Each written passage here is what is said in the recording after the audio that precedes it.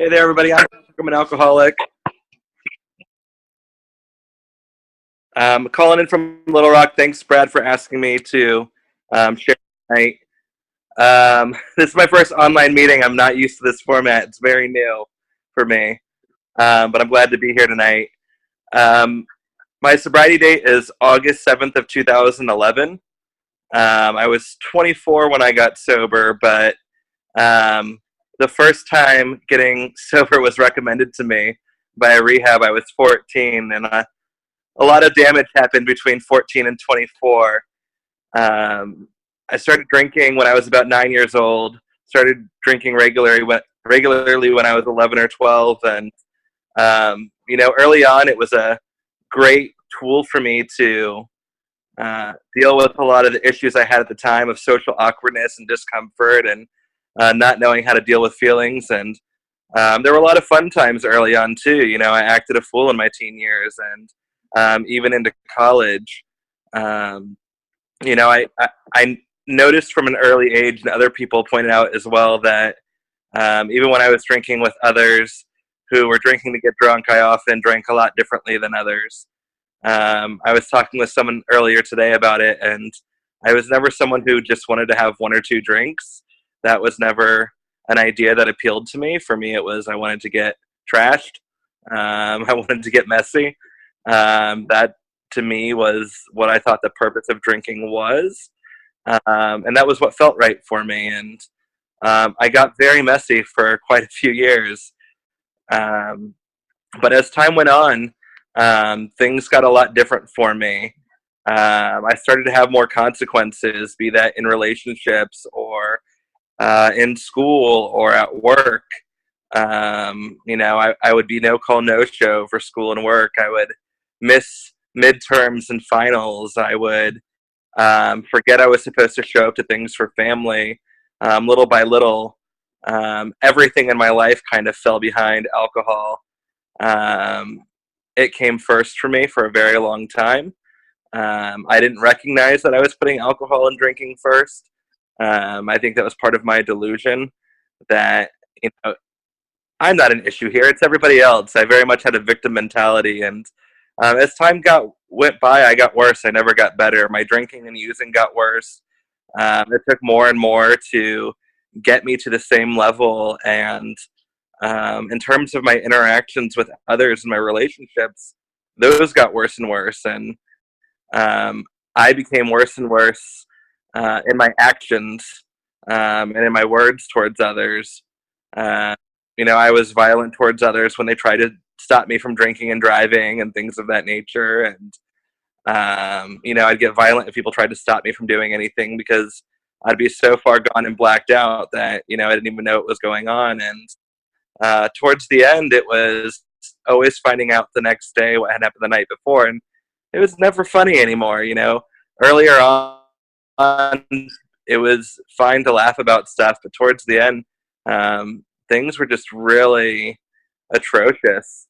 There wasn't really a lot of good happening when I was drinking towards the end.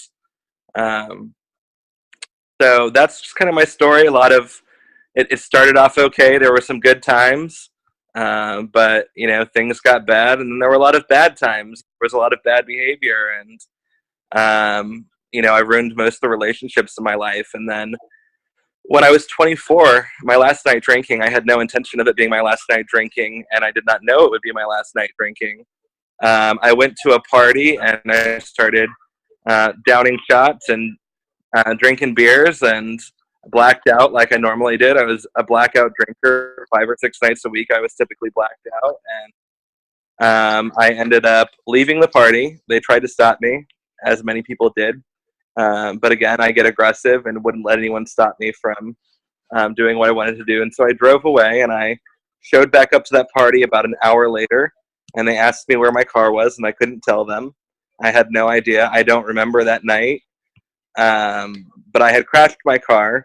The next morning when I woke up, I went looking for my car, and it wasn't outside the party. And I woke up a friend and asked them where my car was, and he kind of told me what I just told you all, that I had left and came back and didn't know, and that when I got back to the party, I started downing shots and chugging beers like I had just gotten there. for the at the beginning of the night. So it took about 3.5 hours for me to find my car, and it was during that time that things started to set in for me. Um, Sorry, my battery's dying. I gotta plug in. It was about that time that things started to set in for me, and I realized all these things that I had told you all that um, I had ruined relationships, and at that time I was living in an apartment that had no furniture because I sold it to pay bills, but none of my bills were getting paid. I was just using the money for alcohol and other substances, and I had no real relationships left. I had kind of pushed everyone in my life away, and so by the time I found my car 3.5 hours later and found that it was crashed over the side of the yard or over the side of the road into someone's yard with the driver's side tire bent under the car, I kind of realized that maybe I needed to slow down my drinking or drink a little less. But at that time, I still wasn't convinced I was an alcoholic. But I was going to go a few days without drinking, and so I attempted that. I attempted to go a few days without drinking, and a few days later, I was going through severe detox from alcohol, and I had no idea I even drank that much. I didn't know what was happening to me, though, so I went to the gym to try and run it off, which if you've been through detox from alcohol, excessive alcohol, you know that running it off isn't going to work. And so I just ended up bawling in the middle of a gym on a treadmill. And the thought, for some reason, came into my mind to go to an AA meeting, and I went to an AA meeting that night, and I just moved to Little Rock, and much like happened when I moved to Little Rock, people welcomed me right in at my first meeting. My first meeting, nobody was like me. Everyone was 65 plus. They were all happy and laughing, which I didn't understand. And as they were going around the table saying their names and that they were alcoholic, I was not going to say that about myself. I was just going to give my name. But when it got to me, I said, "My name's Patrick. I'm an alcoholic." And I realized immediately that was the most honest thing I had ever said in my life. And things have gone on since then. Early on, I wanted to drink every day for the first several months. And that was really tough. And I was really, really messy in my first few months, because once you took away the alcohol that I had been using since, I was a kid, all I was left with was all that mess that I had made, all the mess that I had grown up in, and no tools to deal with anything. And it took a while of working with my sponsor and getting into the big book and working through steps before, my past started to clear up a little bit, and I started to receive tools from this program to deal with all those things that I was never able to deal with before. And it was hard, but it was also amazing because I was surrounded by love from the beginning.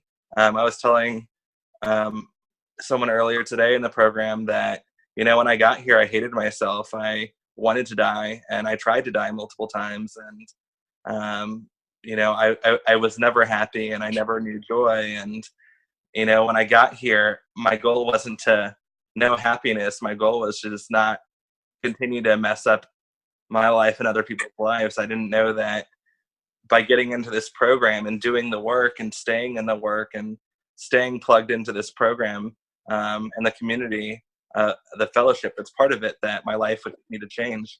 But that's what I've continued to do. I continue to do the work. And like I said, I just moved to Arkansas at the beginning of August from Washington, D.C. And I was very unsure about the move. I had some fear. I moved down here for grad school, but because AA is what it is, and because the traditions exist the way they do, and because we become the people we do in this program, I was able to show up and come to meetings, and people here welcomed me, and they invited me to be part of the fellowship here. And while meetings may be slightly different and people might do slightly different things here, the program is the same, and the work is the same, and the language is the same. And in a very short period of time, I feel very comfortable, and that's incredible considering for the first 24 years of my life, I was never comfortable. And now, shortly after uprooting my entire life and moving down south, I feel very comfortable where I'm at today. And really, that's all because of this program. And, I used to get very chaotic during moves, and that's when a lot of my messiness would occur.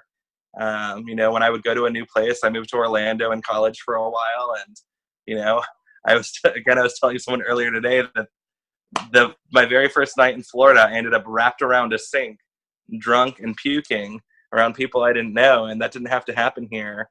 And I could talk about my fears and my feelings around my move, and I have a new tool to deal with those things, and don't need to pick up a drink. And just like this video is here, anywhere we go in the world, we can have access to AA, and I think that's a miracle, and I'm really grateful for that. So I don't know how long I've been talking, but that's all I've got. Thank you for letting me share.